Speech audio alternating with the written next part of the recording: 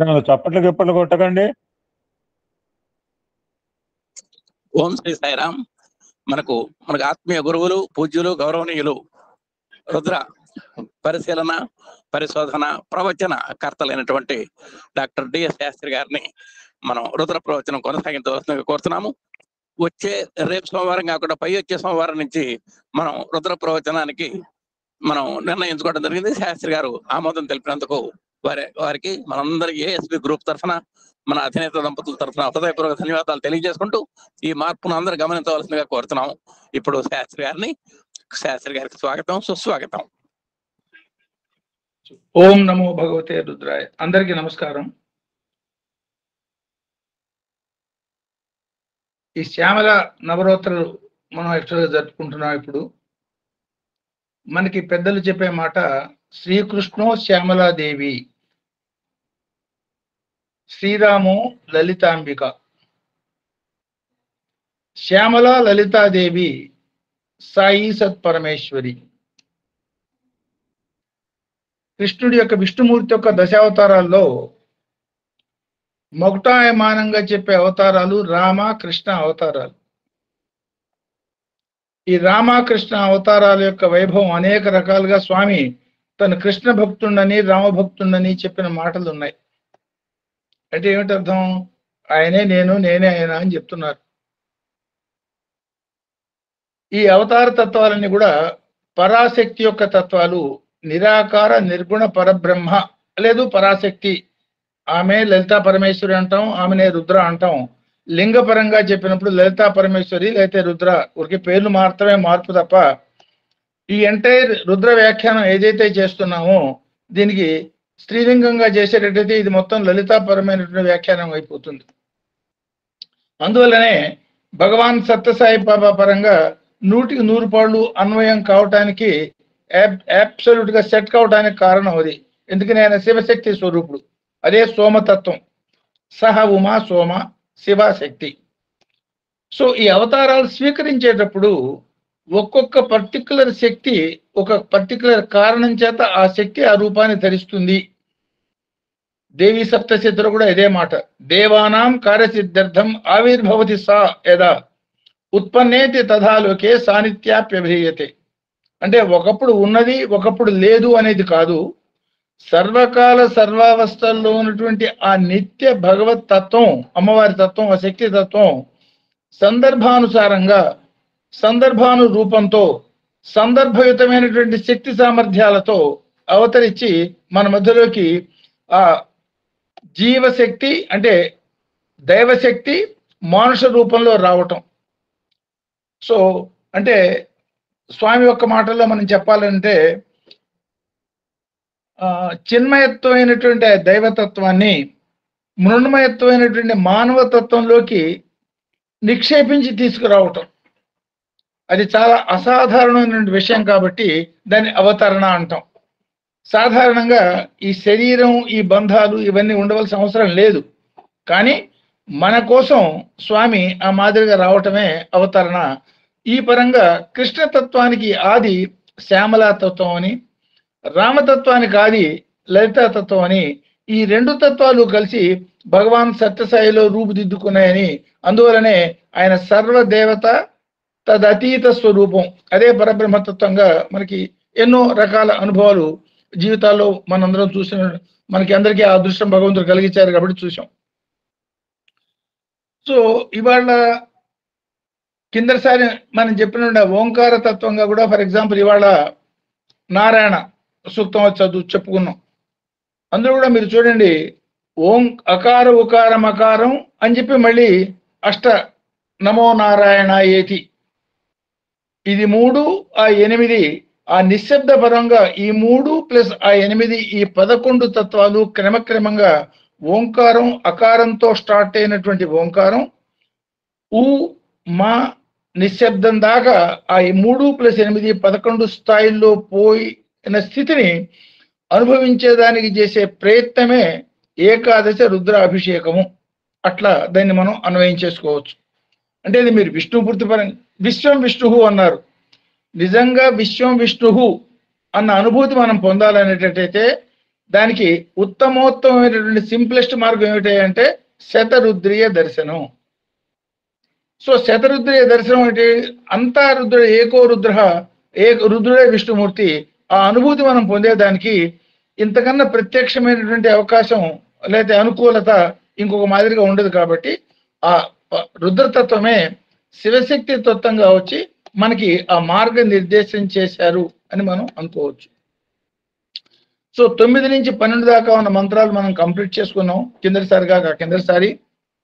So ఒకసారి వాటిని కనుక గుర్తు చేసుకునేటట్టయితే ఇష్టమధ్యో ధన్వాభిభ్యశ్చో నమః, ఆతన్వానేభ్య ప్రతి దదానేభ్యశ్చో నమః, ఆయచ్చద్య విశుద్ధ అస్యద్భ్య విద్యద్భ్యశ్చ. సో ఈ మంత్రాల్లో మనం అర్థం చేసుకునేది ఏమిటంటే కర్మ ఏ మాదిరిగా మానవుడు కర్మజీవి, కర్మ చేసే అధికారంతో పుట్టినటువంటి ప్రత్యేకమైనటువంటి జీవి. సో ఆ కర్మ చేసే అధికారం ఉన్నది బాగానే ఉన్నది. చేతిలో కత్తి ఉంది కాబట్టి ఆ కత్తితో నువ్వు శస్త్రచికిత్స చేస్తావా, లేదు ఎవరైనా చంపుతావా, నీ ఇష్టం అన్న పద్ధతిగా ఆ మంత్రాల్ని మనం అన్వయం చేసుకున్నాం ఆల్రెడీ.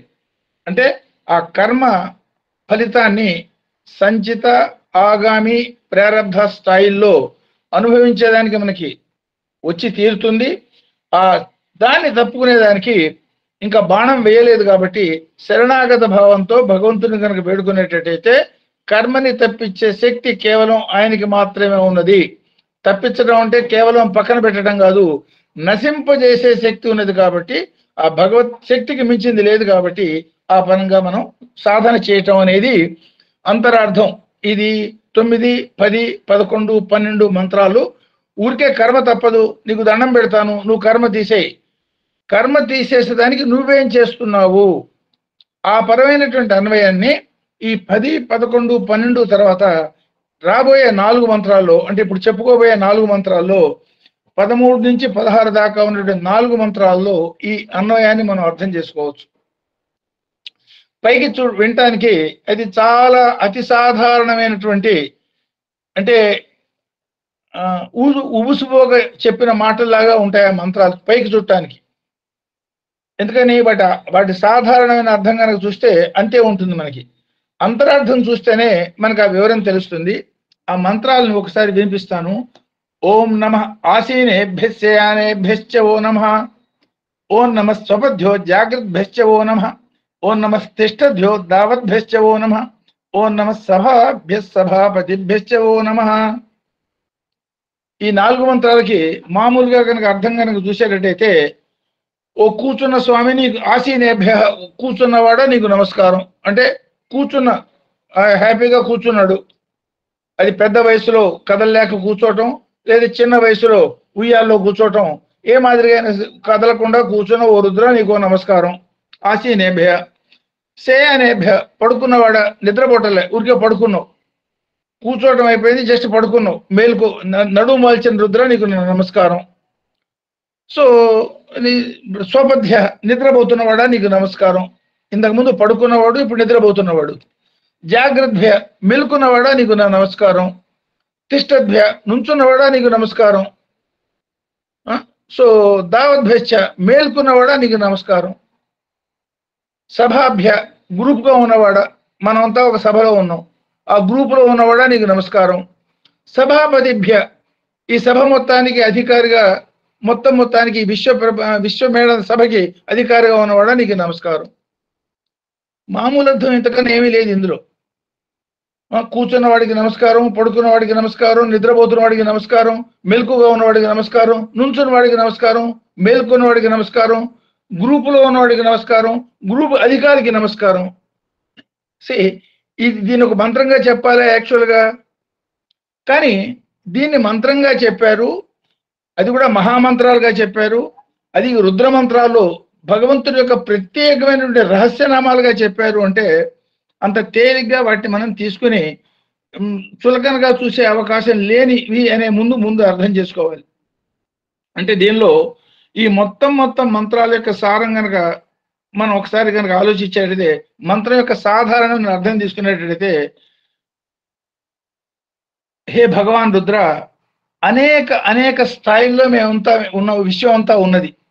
ఈ విశ్వంలో ఉన్నటువంటి అనేక స్థాయిల్లో, అంటే నిద్రాణంగా ఉన్న శక్తి దగ్గర నుంచి, ఒక క్రిమి కీటకాది ఒక చిన్న పురుగు దగ్గర నుంచి సాక్షాత్తు సదాశివ బ్రహ్మ దాకా ఉన్నటువంటి సమస్తమైనటువంటి తత్వాల్లో నిండి నిబిడీకృతమై ఉన్నది కేవలం నీ తత్వమే సుమా అన్న భావం.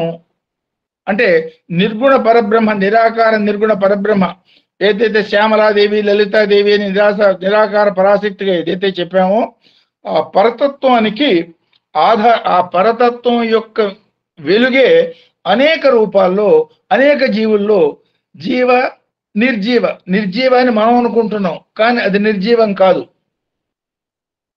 వస్తువులకు కూడా వాటికి ఉండవలసిన ప్రాణశక్తి అంటే వ్యక్త చైతన్యంలోనే ఆ కనపడని వ్యక్త చైతన్యం వాటిల్లో ఉన్నది.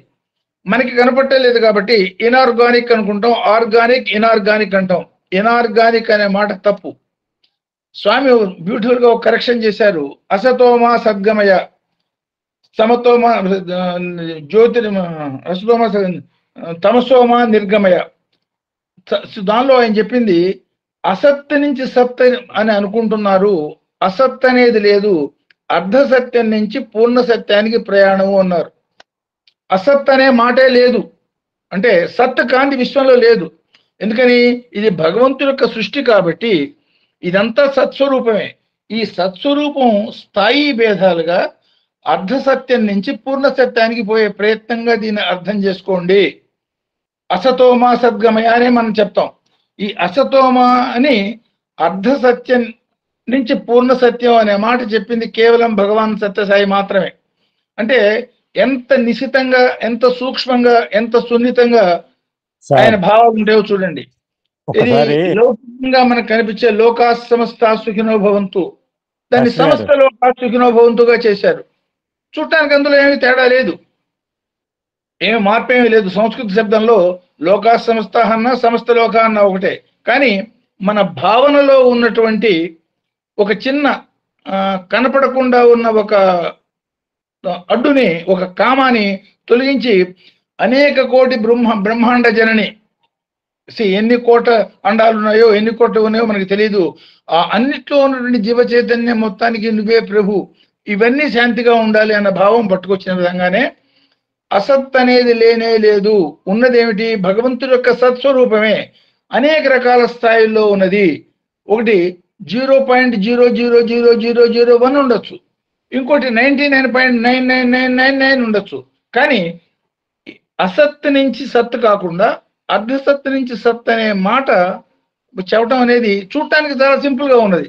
అది కేవలం ఆ వేద పురుషుడికి మాత్రమే సాధ్యమయ్యేటువంటి మాట. ఆ మాట స్వామి చెప్పారు.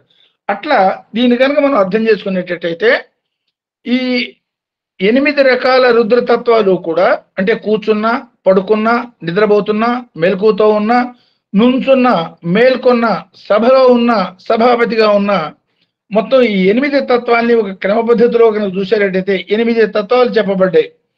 8 అంటే సంఖ్య అష్ట సంఖ్యకు ఆధారం ఏమిటంటే సాధన, వ్యక్తిగతమైనటువంటి సాధనని అష్ట సంఖ్యతో చూపిస్తారు. అందువలనే సంఖ్యని సంఖ్యాశాస్త్రంలో 8ని మానవ సంఖ్య అంటారు. మానవ ప్రయత్నంతో అత్యంత అడుగు స్థాయి నుంచి అత్యంత ఉన్నతమైనటువంటి సభాపతి స్థాయి దాకా పోయే మార్గం నీకు తెలుస్తోంది సుమా, జాగ్రత్త. ఆ మార్గంలో పోతావా? పో, నేనున్నా నీతో పాటు అన్న సంకేతాన్ని సమిష్టిగా ఈ 8 మంత్రాల్లో ఉన్నటువంటి అనేక స్థాయిల్లో ఉన్నటువంటి సాధక రుద్రతత్వాలు మనకి ఇండికేట్ చేస్తాయి. అందువల్ల ఈ దర్శనాన్ని, ఇందులో ఉన్నటువంటి ప్రత్యేకతని, దీన్ని ఇందులో నిర్వచించిన విధానం ఏమిటంటే ఉపాసనా పద్ధతులు, అందులో ఉన్నటువంటి పరిణతి. 4 రకాల ప్రధాన ఉపాసనా పద్ధతులు ఉన్నాయి. ఈ 4 రకాల ప్రధాన ఉపాసనా పద్ధతుల్ని కూడా చాలా సూక్ష్మంగా ఇండైరెక్ట్ గా ఇందులో ఇండికేట్ చేశారు. దాన్నే ఆభాస పద్ధతిలో ఇండికేట్ చేశారు. అంటే ఏమిటి? అత్యంత సాధారణంగా కనిపించే దానిలో అసాధారణమైనటువంటి స్థితిని చూడగలగటం. సో రుద్రమంత్రాలన్నీ కూడా ఆభాస పద్ధతిలో చెప్పబడ్డ మంత్రాలుగా ముందు అర్థం చేసుకోవాలి. ఆభాస అంటే ఏమిటి? చూడటానికి ఏం తెలిసి నథింగ్ ఇన్ దట్. నిద్రపోతున్నాడు, నీకు నమస్కారం. కూర్చున్నవాడా, నీకు నమస్కారం. దీన్ని మనం చూసేటట్టయితే ఏమిటి? ఇది నిజంగా ఒక మంత్రాల వీటి కూడా మనం తెలుసుకోదగ్గవి, చెప్పుకోదగ్గవి, అనుకోదగ్గవి ఉన్నాయా ఇందులో అనిపిస్తుంది. అట్లాంటి వాటిల్లో సంపూర్ణమైనటువంటి పరబ్రహ్మతత్వాన్ని మనకు చూపించడం అనేది ఆభాస విధానంగా రుద్రమంత్రాలని చెప్పటంగా మనం భావించి ఆ మార్గంలో దీన్ని ఆలోచించేటట్టయితే 4 రకాలైన ప్రధాన ఉపాసనా మార్గాలు ఏవైతే ఉన్నాయో ఒక్కొక్క మంత్రంలో కూడా ఆ ఉపాసనా మార్గంలో ఉన్నటువంటి స్థాయి భేదాన్ని మనకి వివరిస్తున్నారు అన్నట్టుగా ఇది మనకు అన్వయం అవుతుంది. కారణం ఏమిటంటే మనకి భారతీయ సంస్కృతిలో సంస్కృతి అంటేనే సమ్యకృతి, ఎంతవరకు ఉదాత్తంగా మానవ స్థితి తీసుకుపోవచ్చో అంతవరకు తీసుకుపోయే స్థితి మన సంస్కృతిలో కనపడుతుంది మనకి. అందుకనే చాలా చక్కగా స్వామి ఎవరికి తగ్గ సైజు వాడు కుట్టుకునేటట్టుగా ఓపెన్ గుడ్డ మాత్రమే ఉంటుంది భారతీయ సంస్కృతిలో. ఈ షర్టు మీరు తొడుక్కోండి అని ఒక షర్టు మీకు చూపించడం మిగతా మతాల్లో ఉన్నట్టుగా ఉన్న షర్టు ఇదేను, అందరూ దీన్నే తొడుక్కోవాలి అన్న పద్ధతి ఉండదు అంటారు. సో ఈ వీటిని అందువలనే ఇంకో మాట కూడా స్వామి చాలా చక్కగా చెప్పారు. ఆస్తికులు నాస్తికులు అని వాళ్ళల్లో వాళ్ళు కొట్టుకు చేస్తున్నారు తప్ప నాస్తికుడు అనేవాడు ఎవడు లేడు అన్నారు. ఈ మాట చెప్పింది కూడా కేవలం భగవాన్ సత్యసాయిబాబా మాత్రమే చెప్పగలరు, ఆయనే చెప్పారు. అర్ధ సత్యాన్ని నుంచి పూర్ణ సత్యం అనే మాట ఎట్లాంటిదో నేను నాస్తికుడు ముర్రో అంటున్నాడు. ఆ నాస్తికుడు ముర్రో నేను దేవుణ్ణి నమ్మనని వాడు అంటుంటే లేలే నువ్వు నాస్తికుడు కాదు, నువ్వు కూడా ఆస్తికుడివే, కానీ తెలియని ఆస్తికుడివి, తెలిసే ఆస్తికుడివి అన్న మాటగా చెప్పారు. దానికి స్వామి చెప్పిన డెఫినేషను నా అస్తి ఇది నాస్తి అంటే అస్థి అంటే ఉన్నది కానీ వాడి అజ్ఞానం చేత వాడికి కనపట్టలేదు. అజ్ఞానం చేత కనపడక ఉన్నదాన్ని లేదనుకుంటున్నాడు కాబట్టి అజ్ఞానం అనే నివురు కప్పిన నిప్పు కాకపోతే వాడు ఆస్తికుడే కానీ వాడు ఆస్తికుడు అన్నమాట వాడికే తెలియని ఆస్తికుడు. అట్లాంటి వాడిని నాస్తికుడు అనాలి. అనేక ఇతర మతాలని ఆశ్రయించి వాళ్ళు ఉన్నారంటే ఒక రకమైనటువంటి అజ్ఞానం అనే పొర కమ్మటం చేత ఆ స్థితిలో వాళ్ళు ఉన్నారు తప్ప వాళ్ళ ఆ అజ్ఞానం పొర తప్పినప్పుడు ఆటోమేటిక్గా వెలుగులోకి వాళ్ళంతా వాళ్ళే వచ్చేస్తారు అన్న సంకేతంగా కూడా దీన్ని మనం అర్థం చేసుకోవచ్చు. ఎందుకు ఈ మాట చెప్తున్నానంటే భారతీయ సంస్కృతిలో 4 పదాలు మనకి చాలా తరచుగా వినపడుతూ ఉంటాయి. అది 1 భక్తి, 2 ఉపాసన, 3 యోగం, 4 జ్ఞానం. వాళ్ళు తెలిసి కానీ తెలియగానే నేను యోగం చేస్తున్నానంటే వాడు మాది అఖండ జ్ఞానం, అచల జ్ఞానం ఇంకోటి అంటాడు. ఇంకోడు నేను మంత్ర ఫలాన్ని గురువు నాకు ఉపాసన చేస్తున్నాను అంటాడు, భక్తి అంటాడు. చాలా సింపుల్ గా ఈ భక్తి అనే మాట మనం అర్థం చేసుకున్నాం. భగవాన్ అనే శబ్దంలో భా అంటే భాసురత్వం, వ్యక్తి అనే శబ్దంలో వ్యక్తిత్వాన్ని వ్యక్తం చేసే వ్యక్తిలో టీ అనేది కీలకం. ఆ భా ఈ టీతో కలిసేటప్పటికి ఆ 2 కలిపి భక్తి అయింది. అంటే భగవాన్తో వ్యక్తిని సమ్మేళనం చేసే ఏ పనైనా నువ్వు భక్తి అనొచ్చు. ఫలానా అనే డిఫరెన్స్ మనం ఏమి చెప్పక్కర్లే. ఒకటి భగవంతుడు అనే తత్వం ఉన్నది, మ్యాగ్నెట్, ఇది ఇనుప ముక్క. ఈ ఇనుప ముక్కకి రస్ట్ ఎప్పుడైతే మనం తీసేసామో ఆటోమేటిక్గా ఆకర్షింపబడుతుంది, ఈ ఇనుప ముక్కపై భగవంతుడిలో కలిసిపోతుంది. ఆ మాదిరిగా కలిసేదానికి మనం ఏర్పాటు చేసుకునే మార్గం ఏదైతే ఉందో, అంటే మన తుప్పు వదిలించుకునే దానికి మార్గం ఏదైతే ఉందో దాన్ని మీరు భక్తి అనొచ్చు. అది యోగం అనండి, ఉపాసన అనండి, జ్ఞానం అనండి, సేవ అనండి, మీ ఇష్టం వచ్చిన పేరు పెట్టండి. భగవంతుడితో కలిసిపోయేదానికి మార్గాన్ని సుగమం చేసుకునే విధానాన్నే అనేక పేర్లతో మనం పిలిచాము, అందులో దాన్ని భక్తి అన్నారు. దీన్నే ఇంకొక యాంగిల్లో మనం ఆలోచించేటట్టయితే వ్యక్తి యొక్క ధ్యేయాలు 4 పురుషార్థాలు, ధర్మ, అర్థ, కామ, మోక్ష. ఆ మాటలు చాలా పెద్దగా అనిపించవచ్చు. లౌకికంగా ఉండే జీవికి ప్రధానమైన ఏమిటి? 1 భుక్తి, ఆకలి తీరాలి, బతకాలి. 2 కొంచెం ఆకలి తీరింది కాబట్టి రక్తి, వాడికి ఏంటి? కామం, ఇంకోటి రకరకాల వేషాలు, కోరికలు కలుగుతాయి. ఆ కోరికలు తీరాలి, అది రక్తి. ఓహో, కోరికలు కూడా తీరినాయి, మిగతా వాళ్ళ మీద ఆధిపత్యం వహించాలి, శక్తి కావాలి, దానికి ఆధిపత్యం కావాలి, శక్తి. అవన్నీ విసిగేసింది, నాకు ఇవన్నీ వద్దు, నాకు ముక్తి కావాలి, భగవంతుడే కావాలి. వీటన్నిటిలో ఉన్నది కూడా చూడండి, భుక్తి, రక్తి, శక్తి, ముక్తి. వ్యక్తి యొక్క వ్యక్తిత్వంలోని 4 ఏదన్నా సరే భగవంతుడు ఇవ్వగలుగుతాడు కాబట్టి భక్తితో ఈ 4ని సాధించేవాడు సాధకుడే. దానికోసం అడ్డదోవలు తొక్కేవాడు ప్రపంచంలో తిరుగుతూ ఉంటాడు. భగవంతుడి యొక్క శరణాగత భావంతో ఈ 4 సాధించే ప్రయత్నం చేసేవాడిని సాధకుడు అనొచ్చు. అందువల్ల ఈ 4 మాటలు మనకి చాలా తరచుగా వినపడుతూ ఉంటాయి. కాబట్టి ఈ సృష్టిలో 84 లక్షల రకాల జీవరాశుల్లో కూడా మానవుడి యొక్క ప్రత్యేకత చాలాసార్లు మనం చెప్పుకున్నాం.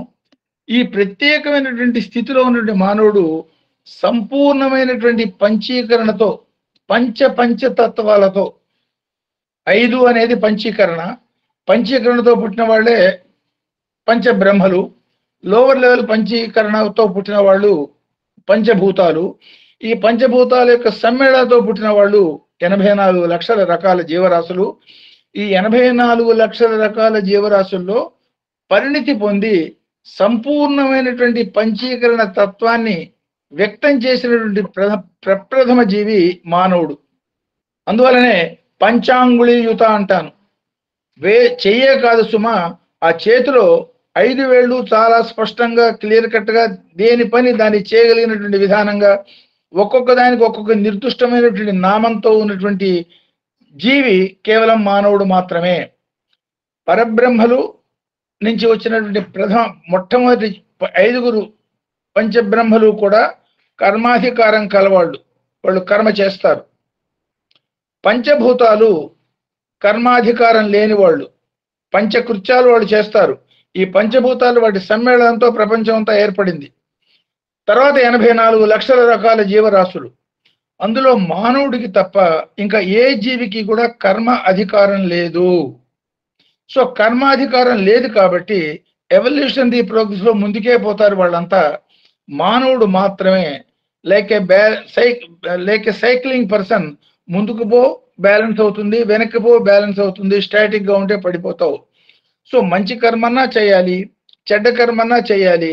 ఏదో ఒక కర్మ తప్పనప్పుడు మంచి కర్మే చేయొచ్చు కదా అన్న ఇంగిత జ్ఞానం కలిగేటట్టయితే వాడు సాధకుడు అవుతాడు. అది లేకుండా చేసుకుంటూ పోయేటట్టయితే వాడు జంతువు అవుతాడు. అందువలనే సృష్టిలో అత్యంత సున్నితమైన అత్యంత ఉన్నతమైనటువంటి జీవి మానవుడు అన్నారు. సో అఖండమైన జ్యోతిర్మయ శక్తులు ఉన్నాయి పంచభూతాల్లో. సూర్యాది గ్రహాలన్నీ పంచభూతాల్లోకే వస్తాయి. వాటికి వేటికి కూడా కర్మాధికారం లేదు. కర్మాధికారం కావాలంటే మళ్ళీ మనిషిగా పుట్టవలసిందే. సో కర్మాధికారంతో వచ్చే మంచి చెడు ఏమిటంటే తన కర్మ యొక్క ఫలితాన్ని అనుభవించే యోగం వాడికి ఉన్నది. కాబట్టి పంచభూతాలకి అతీతమైనటువంటి స్థితికి పరబ్రహ్మ స్థితి దాకా పోగలుగుతాడు. లేదు మానవ జీవితాన్ని కూడా లేకుండా జంతు జీవితానికి పోగలుగుతాడు అన్న కథలు మనం ఎన్నో చూసాం. షిరిడి సాయి జీవిత చరిత్రలో ఉన్న కథ, పాము కప్ప కథ కూడా ఇటువంటిదే. సో ఇది మనసులో ఒకసారి మనం పెట్టుకున్నప్పుడు ఈ సాధనా మార్గాలు 4 మనకు కనపడతాయి. ఈ 4 సాధనా మార్గాల పరంగా సో భక్తి, ఉపాసన, యోగం, జ్ఞానం ఈ పరంగా ఈ మంత్రాల్ని కనుక మనం అన్వయం చేసుకునే ప్రయత్నం చేసేటట్టయితే మనకు అందులో కనపడే మాటలు ఉపాసనా మార్గంలో 4 పేర్లు చెప్తారు. 1 సంపత్, 2 ఆరోప్య, 3 సమవర్తత, 4 ఆధ్యాస.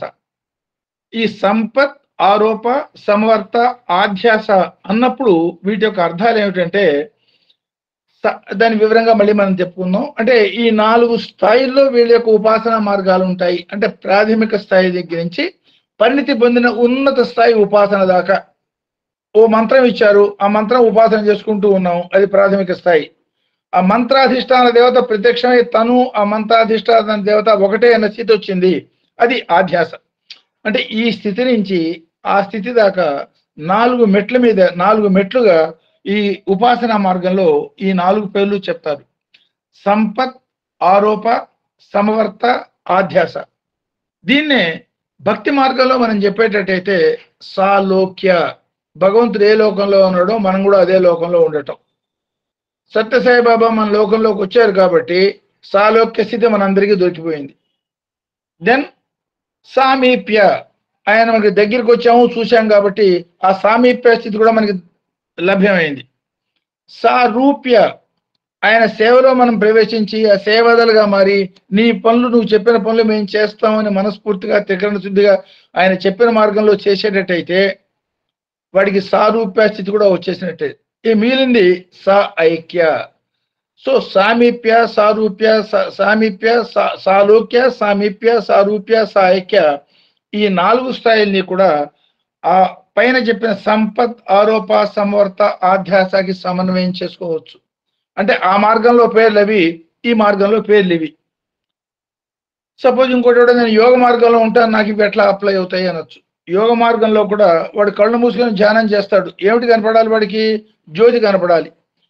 జ్యోతి దర్శన స్థితి యోగి. ఇంకోడు ఒక శబ్దం విని, లేదు వాడి ఒక భావంతో దీంతో సమాధి స్థితి దాకా పోతాడు. ఏది టిబెటన్ యోగి లాంటి వాడు, అది 2వ స్థాయి. ఇంకోడు కేవలం జస్ట్ సంకల్పం మాత్రం చేత సమాధికి వెళ్ళిపోయినాడు, అది 3వ స్థాయి. 4 సమాధిలోకి పోయినట్టు కనపట్టలేదు కానీ సర్వకాల సర్వావస్థల్లోనూ సమాధిలోనే ఉన్నాడు, భగవాన్ సత్యసాయిబాబా లాగా. ఈ 4 స్థాయిలు జ్యోతి దర్శన యోగి, లేదు మామూలు సాధారణమైన సమాధి పొందినవాడు, భావ సమాధి యోగి, చలిత సమాధి స్థితి, ఈ 4 స్థితుల్ని కూడా యోగ మార్గంలో ఆ పేర్లకి ఈక్వలెంట్ గా అనుకోవచ్చు. అంటే ఇది సంపత్, ఆరోప, సమర్థ. దీన్నే సపోజ్ జ్ఞాన మార్గంలో ఇంకోటి పోతాడు, నాకు ఇవన్నీ వద్దు, జ్ఞానం భగవంతుడు, ఆ మార్గంలో పోయేవాడు. వాడు మొదట ఏమంటాడు, నేను నీకు సేవకుడిని స్వామి. ఆ సేవకుడు స్థితి నుంచి నెల్లిగా నేను రిప్రజెంటేటివ్. జీసస్ చెప్పాడు, I'm the representative, I'm messenger of God. ముందు సేవకుడు సేవ చేయడానికి వచ్చాడు, బాగానే ఉంది. తర్వాత రిప్రజెంటేటివ్ అయినాడు. రిప్రజెంటేటివ్ స్థాయి నుంచి హైర్కి వచ్చాడు. Next I'm the son of God.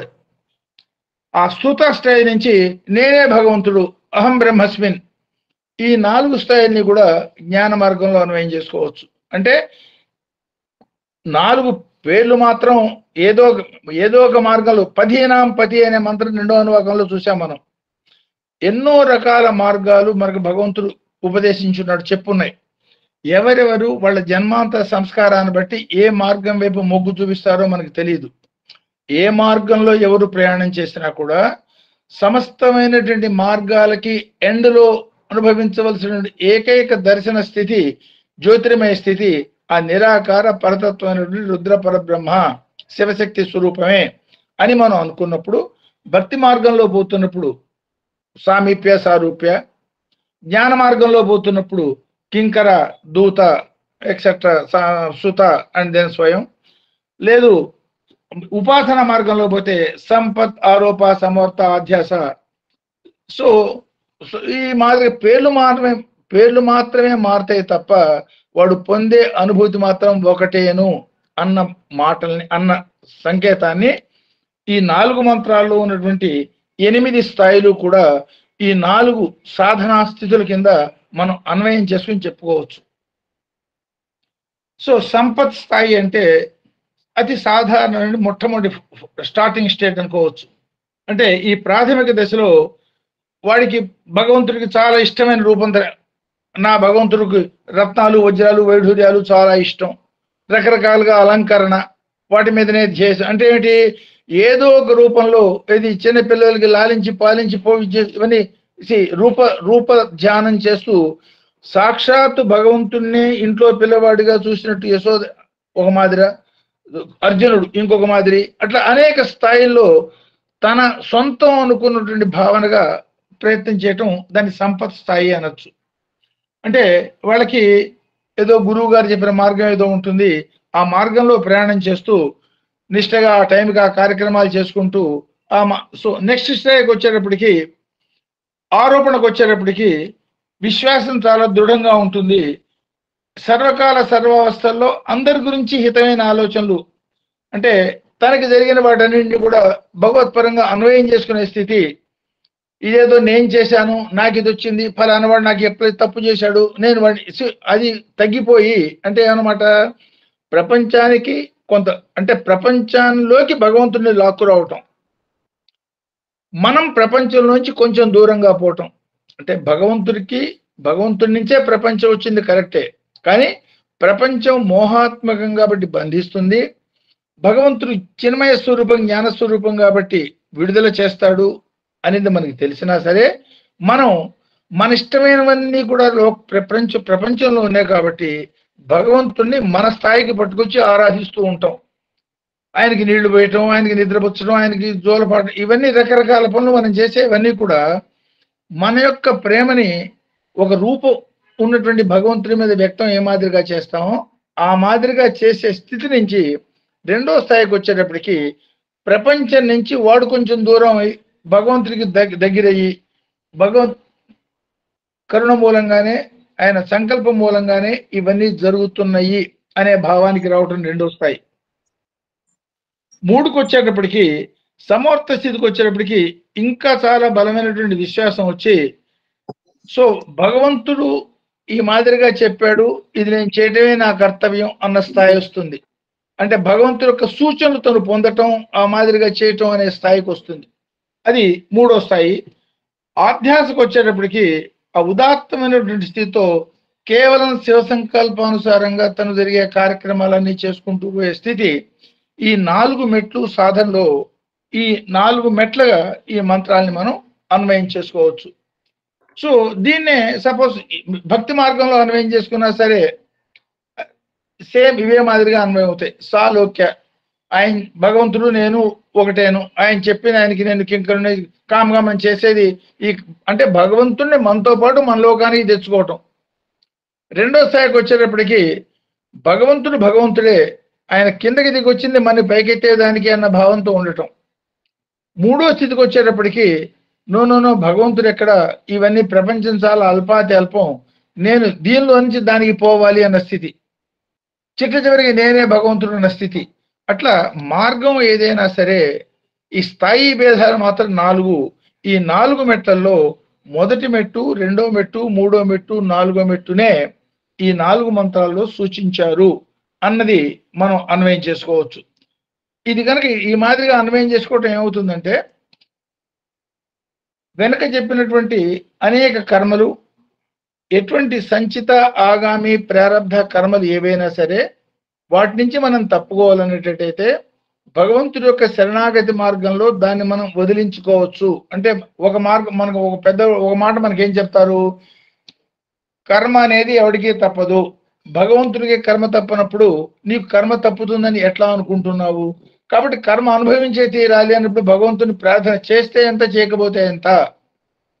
దీనికి చక్కటి సమాధానం చెప్పారు స్వామి. భగవంతుడు అనుగ్రహం పొందుతూ కర్మ చేయడానికి మన స్వప్రయోజకత్వంతో కర్మ అనుభవాన్ని పొందేదానికి ఉన్నటువంటి తేడా ఏమిటంటే 2 ఎగ్జాంపుల్స్ చెప్పారు. మనం చేసినటువంటి కర్మ మొత్తం ఒక 1000 రూపాయలు రాగి నాణ్యాలలాగా ఒక బరువైన మూటగా ఉన్నది అనుకోండి. స్వామి ఆ కర్మ తీసేస్తారు అని కాదు, కర్మని భరించే శక్తి ఇస్తారు అని చెప్పేదానికి ఆ 1000 రూపాయల నాణ్యాలు తను తీసేసుకుని ఒక 1000 రూపాయల నోటుని జేబులో పెడతారు, బరువు లేకుండా నువ్వు మోసుకుపోవచ్చు అన్నారు. ఆపరేషన్ చేయటం అనేది వాడికి కర్మల ప్రకారం ఆ శరీరాన్ని కోయబట్టడం అనేది కనుక ఉండేటట్టయితే మొత్తం మంది ఇచ్చి కోస్తారు.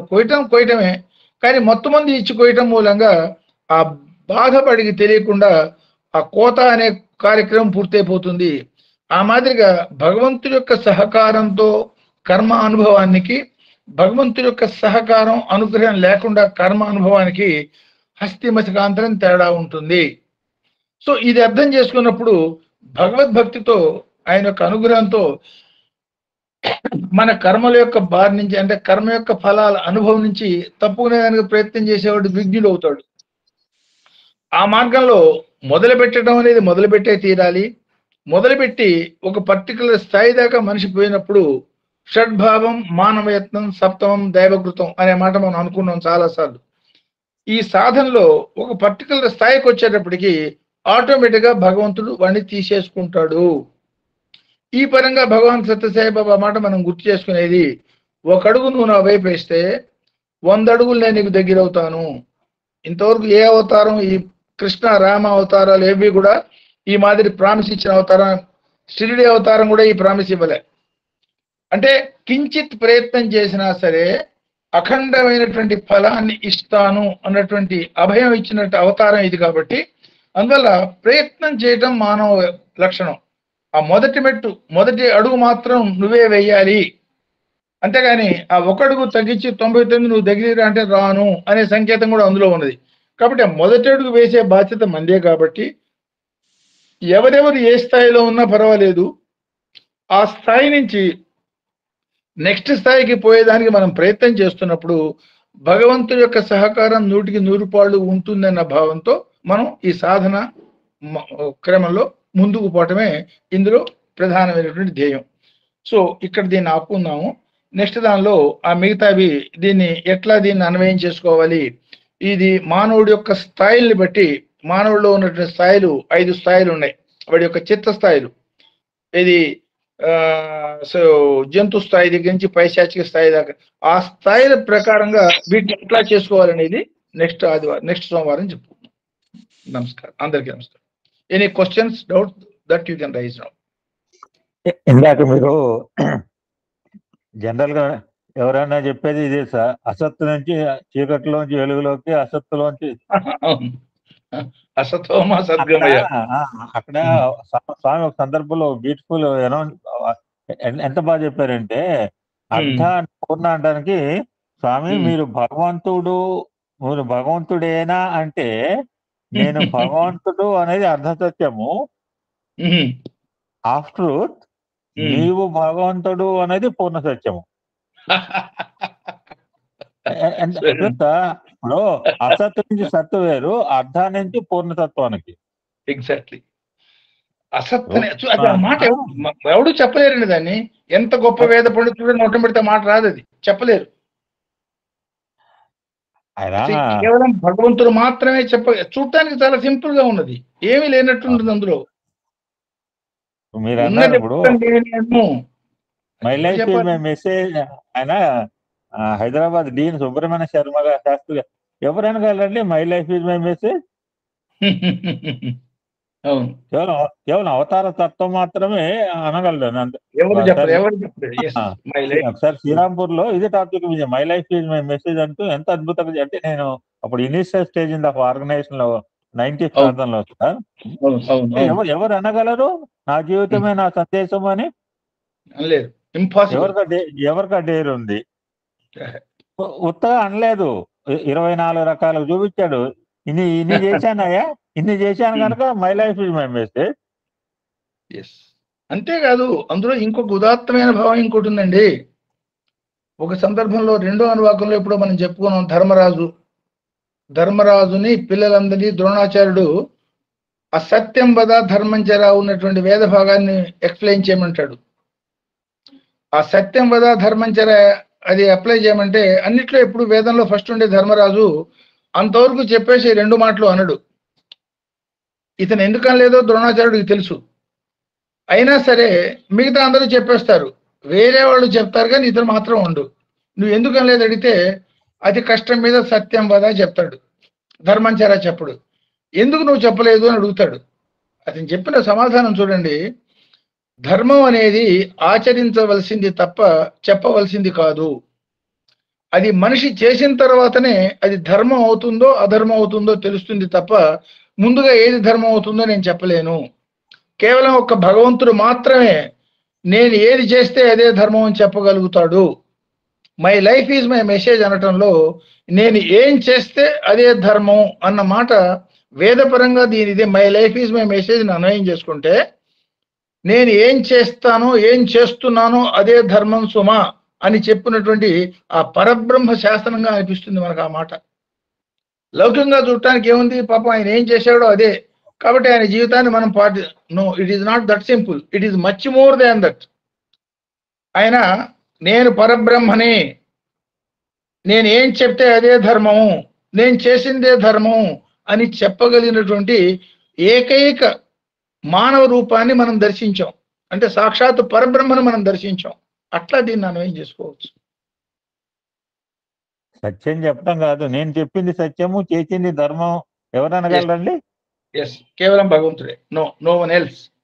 ఇప్పుడు ఇందాక మీరు చెప్పిన ఎగ్జాంపుల్ ధర్మరాజు నేను మా గ్రూప్ లో ఒకసారి చెప్పాను సార్, మా ఒకళ్ళిద్దరు అంటే నేను వారం రోజులు బయటకు వెళ్తున్నాను, ఈ పాఠాలు ఈ సిలబస్ నేర్చుకోండి, బై హార్ట్ చేయండి, నేను వచ్చేటప్పుడు వల్లే వేయాలి అని అంటే, మిగిలిన శిష్యులందరూ ఏకబిగిన ఇద్దరు 10 పేజీలు బైహార్ట్ చేశారు, అయిపోయింది.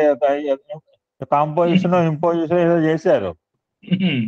ఈయన దగ్గరకు వచ్చేటప్పటికి అలాగే అరే ధర్మరాజు సో టాలెంటెడ్ విద్యావేత్త, 10 పేజీలు చెప్తే 20 పేజీలు చదవాలన్నాడు, ఒకటే మాట చదివి ఆయన గురువు కోపం పెరిగిపోతుంది. ఆయనకి ఎంత కోపం పెరిగితే ఈయనంత శాంతంగా ఉన్నాడు సార్. అప్పుడు ఏం నేర్చుకున్నావు అంటే ఒకటే ముక్క నేర్చుకున్నాడు. ఎంతసేపు వారం రోజుల్లో ఒక ముక్క నేర్చుకోవడం ఏంటి, నిద్రపోయావా ఆయన బీపీ పెరుగుతోంది వారం రోజులు ఒక ముక్క నేర్పుకి. నేనండి అంతకంటే నేర్చుకోలేకపోయానండి, నాకు వల్ల కాలేదండి, ఈయనేమో ఎంతో పరమశాంతితో అంటాడు. ఏమి నేర్చుకున్నావు అంటే కోపాన్ని ఎలాగా నిగ్రహించుకోవాలో నేర్చుకున్నాను అని ఒక మాట చూపిస్తాడు కాగితంలో. ఇప్పుడు ఆ గురువు ప్రాక్టికల్ అప్పుడు ఈయనకి పాదక్రాంతి అవుతుంది. సుప్రీం లెవెల్స్ అండి. అంటే ఇవి సాధించలేనివి కాదు సార్, మీరు అన్నట్టుగా ఇదంతా మన ముందు పెట్టారు.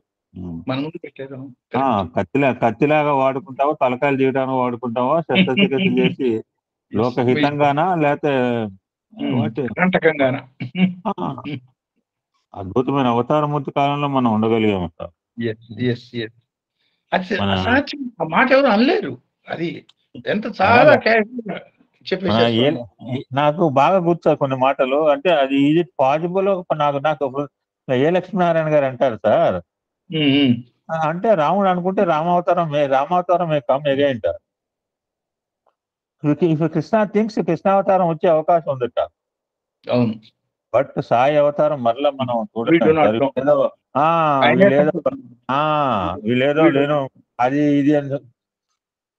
Rama things Rama may come, Krishna things Krishna అవతారం రావచ్చు, బట్ వీ కానాట్ సే సాయి అవతారం మరలండి. ఎగ్జాక్ట్లీ. అటువంటి పరబ్రహ్మ జ్యోతి ఎవరంటే సర్వదేవతాతీత స్వరూపుడని ఎవరి చేత ఎవరు శ్లాఘించారు, ఎవరు శ్లాఘించారండి, ఏ అవతారాన్ని శ్లాఘించారండి?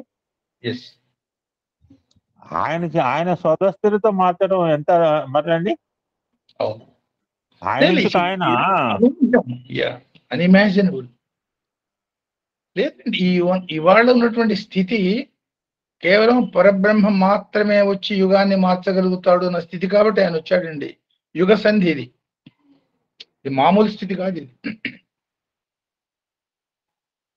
అంటే రుద్రాన్ని పట్టుకొచ్చి ఇంత ఏ అవతారంలోనూ రుద్రం వాళ్ళు ఆరాధించారు. కృష్ణుడు ఆరాధించాడు రుద్రుని, రాముడు ఆరాధించాడు, దాన్ని ఇంత వ్యాప్తి చేయలే.